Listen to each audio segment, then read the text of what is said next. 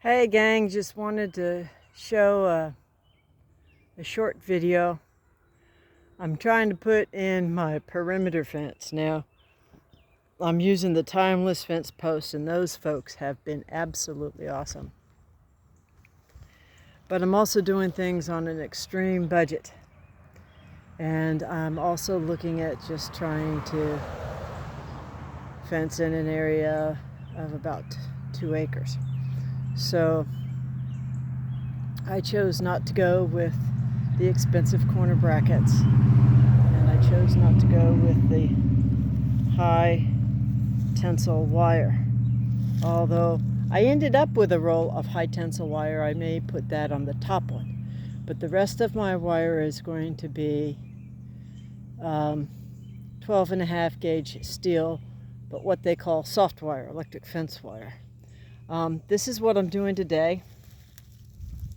This is my one totally unsupported major corner. What I actually decided to do, and I'll try and give you a close-up here.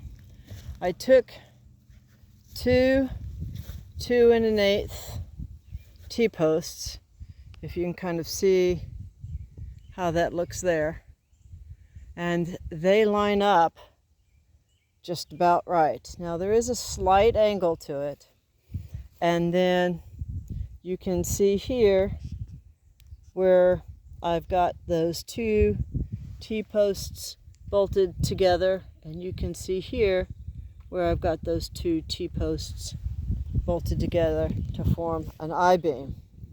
Now what I'm doing is I went to the grazing school last weekend and got some fiberglass posts from Greg Judy.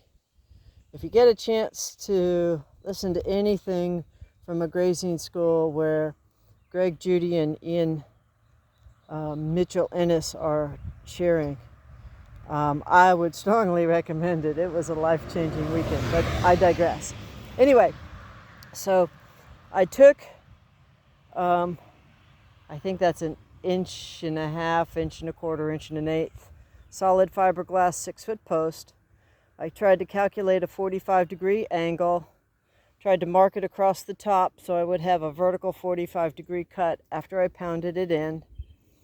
And as you can see on the I-beam post, that's going to come in right in where that bolt is.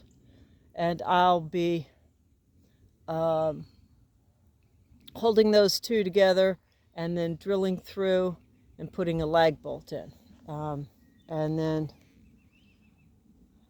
tying them together with a collar. So that's the gist of what I'm planning on doing. Not having the proper tools, not having any previous experience, not having a second pair of hands makes it challenging, but it is still doable. It may not be perfect, it may not be pretty, but as long as it functions, then we should be good to go. I'll try and remember to take some more, another short video after I've got the other cross piece in. The other cross piece is a smaller side, so rather than using the fiberglass, well, here, let me just show you where I am so far. The other floating brace or 45-degree, or I'm not sure what they call them. I'm making that out of 5.5 foot by 175 flex post.